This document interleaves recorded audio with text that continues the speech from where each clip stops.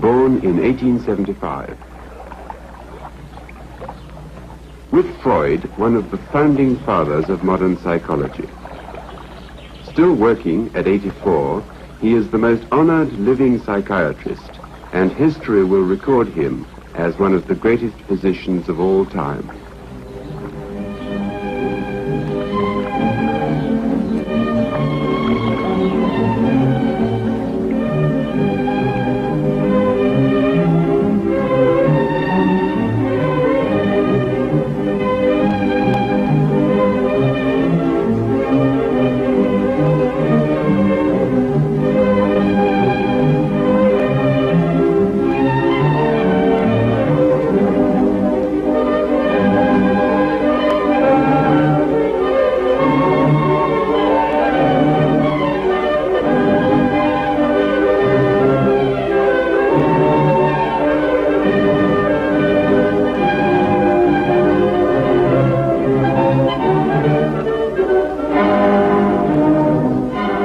Professor Jung, how many years have you lived in this lovely house by the lake at Zurich?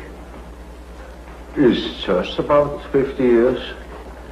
Do you live here now just with your secretaries and your English housekeeper? Yes. No children or grandchildren with you?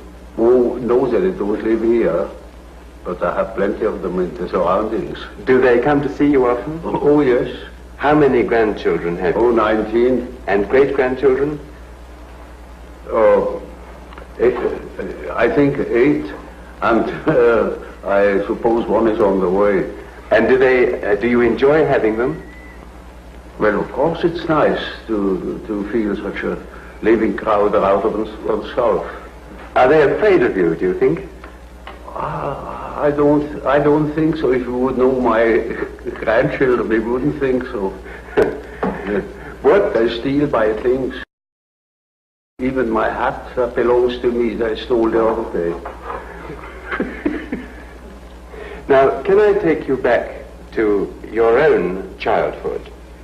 Do you remember the occasion when you first felt consciousness of your own individual self?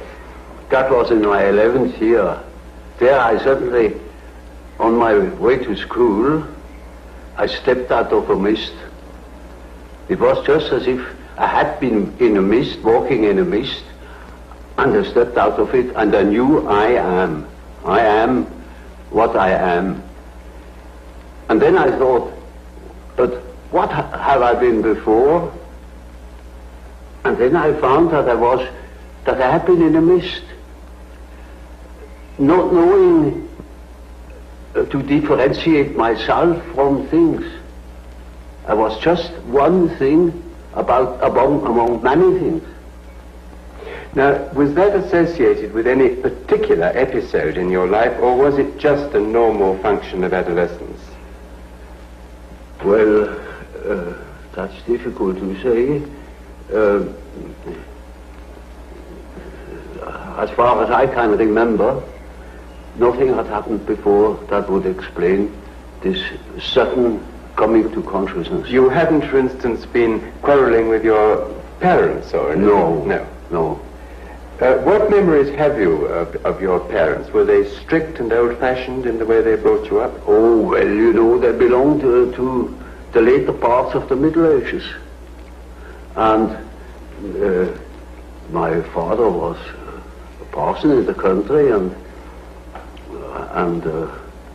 you can imagine what people were then, you know, in the 70s of the past century. They had the convictions in which people have lived since 1,800 years. How did he try to impress these convictions on you? Did he punish you, for instance? Oh, no, not at all. No, he was very liberal, and he was most tolerant, most understanding. Which did you get on with more intimately, your father or your mother? That's difficult to say. Of course, one is always more intimate with the mother. But when it comes to the personal feeling, I had a better relation to my father, who was predictable. then with my mother, who was, to me, a very problematical something. So, at any rate, fear was not an element in your relation with your father? Not at all. Did you accept him as being infallible in his judgments? Oh no, I knew he was very fallible. How old were you when you knew that? Now, let me see.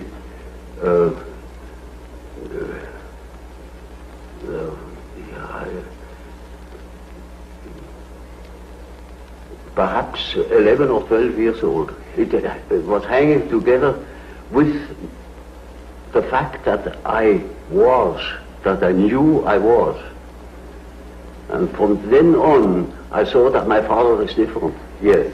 So the moment of self-revelation was closely connected with realizing the fallibility of your parents. Yes, one could say so. Now, what about... But I realized that I had fear of my mother, but not during the day. There she was quite known to me and predictable, but in the night I had fear of my mother.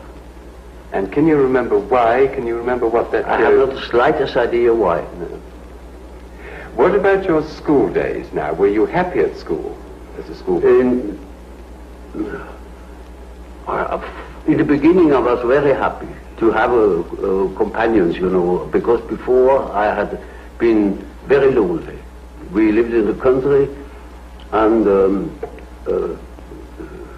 I had no brother and no sister. My sister was born very much later when I was 9 years old. And so I was used to be alone, but I missed it. I missed company. And in school it was wonderful to have company. But soon, you know, in a country school, naturally, I was far ahead. And then I began to be bored. What sort of religious upbringing did your father give you? Oh, we were Swiss Reformed. And did he make you attend church regularly? Oh, well, that was quite natural. Yes. Everybody went to church on Sunday. And did you believe in God? Oh, yes. Do you now believe in God? Now? Difficult to answer. I know. I don't need to believe. I know. Well, now, turning to the next staging point in your life, what made you decide to become a doctor? That was in the first place a merely opportunistic choice. Originally, I wanted to be an archaeologist, Assyriology, Egyptology, something of the sort. I hadn't the money. The study was too expensive. So my second love then belonged to nature, particularly zoology. And when I began my studies, I inscribed in the so-called philosophical faculty 2, that means natural sciences. But then I soon saw that the career that was before me would make a schoolmaster of me. I never thought I had any chance to get any further because we had no money at all. And then I saw that didn't suit my expectations, you know. I didn't want to become a schoolmaster. Teaching was not just what I was looking for.